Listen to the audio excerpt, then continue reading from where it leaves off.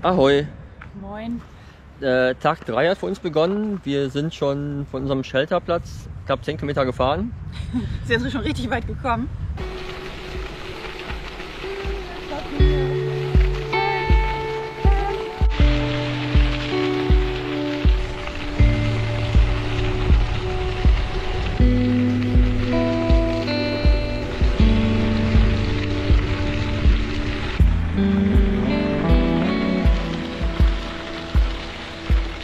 Wir stehen hier irgendwo im Wald und wie immer kann ich euch nicht sagen, wo genau. Und diesmal ist mir das auch wirklich völlig egal, weil es ist ja eigentlich überall schön. Und da wir nie so konkrete Ziele oder Startpunkte für die Route haben, sondern einfach gucken, so grob die Richtung und dann welchen Shelter wir nehmen, ist doch immer so die Frage, wo sind wir eigentlich gerade? Also man ist halt ja immer ein bisschen weg von allem.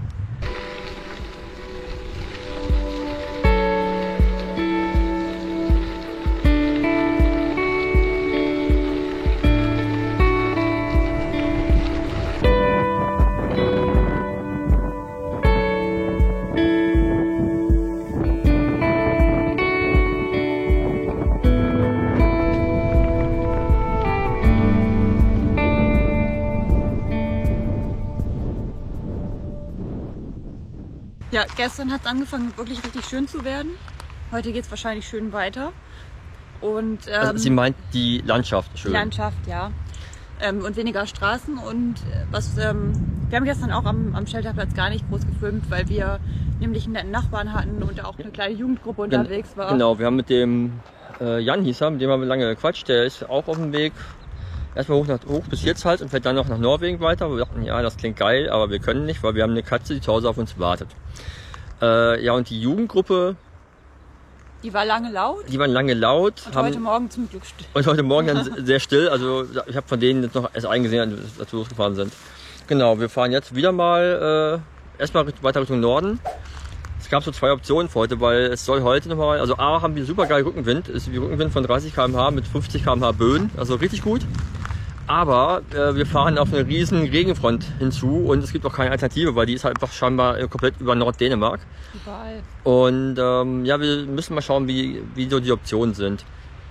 Zwischendurch habe ich gedacht, wir könnten vielleicht heute quasi Etappe heute und Etappe von morgen zusammenfahren bei dem Wind, das einfach nutzen. Aber wenn wir dann in diesem Regen kommen, mit Gewittergefahr und so, ist das nicht ganz so ideal. Aber vor allem, weil unser Ziel dann nicht so viele Shelter zu bieten hat und wir müssen im Genau. Idealfall trocken irgendwo unterkommen. Das wäre der Plan, genau. Und ja, mal schauen, wie das dann so funktioniert. Hier, erster Kontakt mit Einheimischen.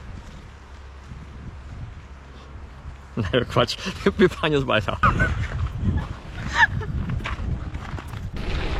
Okay, wenn ich eins kann, neben Meckern, Fluchen, Schimpfen und sonstigen singen, dann ist das wirklich blöde Witze machen. Aber genug davon.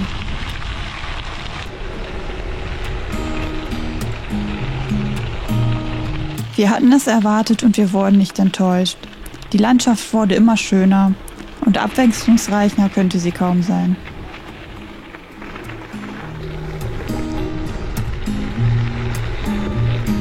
Unser Weg führte durch Wälder und Dünenlandschaften hindurch.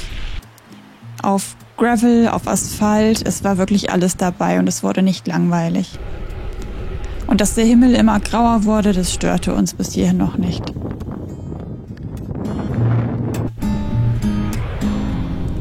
Da der Wind aus der richtigen Richtung kam, kamen wir echt gut vorwärts. Und wir staunten immer wieder darüber, wie abwechslungsreich die Natur einfach sein kann.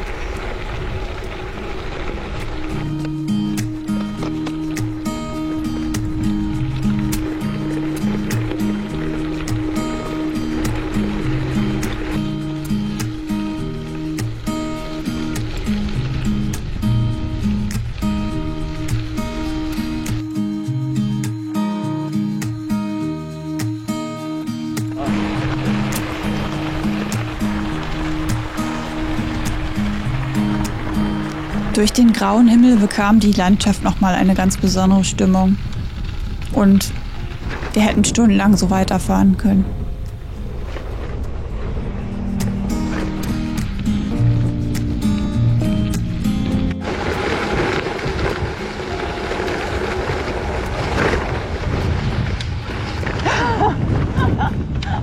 Gut, dass ich das gefilmt habe. schön, wie so ein kleines bisschen Backpush mit dem Hinterrad Ja. zur Erhaltung beitragen kann.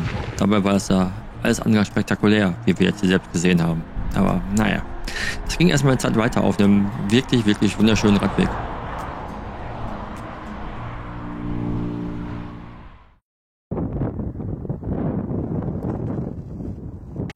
Fühlt sich auch gerade nicht wirklich wie Sommer an, ne?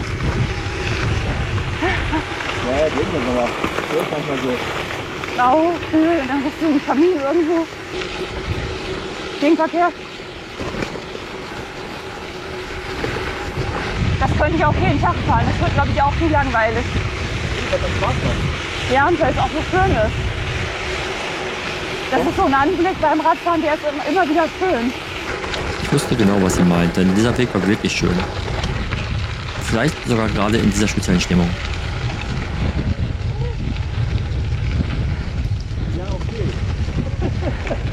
Ein bisschen Sand. All I have, I'm used to getting nothing back. Wherever I go, it's the same. There's no excuses, no one to Und das wirklich Schöne an diesem Weg war, dass er eigentlich nicht aufhören wollte.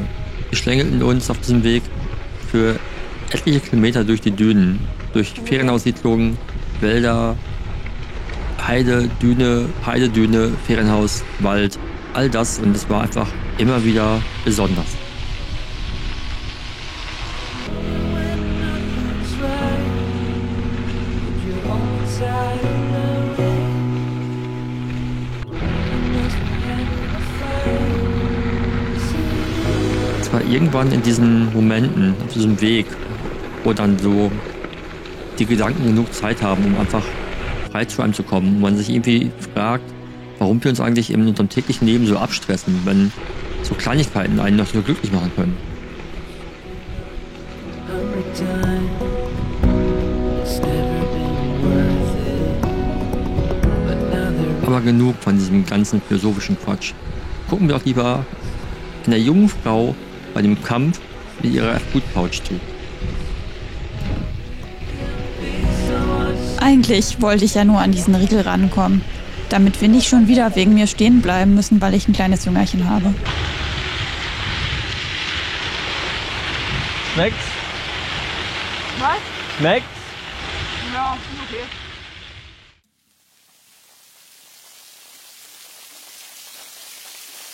Tja, und dann kam, was kommen musste. Denn wir hatten ja schon mit dieser Regenfront gerechnet. Aber dass es so doll auf uns hereinprasseln würde, das hatten wir nicht erwartet. Und so hieß es nur noch schnell ab in den nächsten Ort kommen und gucken, ob wir uns da irgendwo unterstellen können. Denn in diesem Moment macht das ganze Wetter keinen Spaß. So, es hat angefangen zu schütten wie Sau. Wir sind gerade in Wiedesande. Jani ist gerade zum Spar und wir sind ein bisschen was zu essen besorgen. Ja, von hier aus sind es nochmal so 20 Meter zum Shelter. Und die Regenfront zieht gerade erst bei uns herein. Also man darf gespannt sein, wie das weitergeht. Drückt uns die Daumen. Tja, weiter ging es nicht wirklich. Also zumindest nicht wörtlich gesehen. Wir haben uns dann entschlossen, weil einfach der Regen nicht aufhörte und auch nicht so aussah, als ob sich das in der nächsten Stunde oder zwei bessern würde, dass wir den nächstgelegenen Shelter aufsuchen. Und der war zum Glück direkt in Wiedesande, in so einem kleinen Industriegebiet am Hafen. Dort angekommen, haben wir uns dann in einer der 3 Hütten ausgebreitet und einfach nur gehofft, dass der Regen irgendwann aufhört oder zumindest der Wind drehen würde und nicht mehr in den Shelter reinregnen würde. Naja, so viel Spannendes ist nicht mehr passiert und dementsprechend haben wir auch nicht mehr wirklich gefilmt und auch nicht gerade viel zu erzählen. Aber beim nächsten Tag wird es richtig spannend. Darauf könnt ihr schon mal freuen.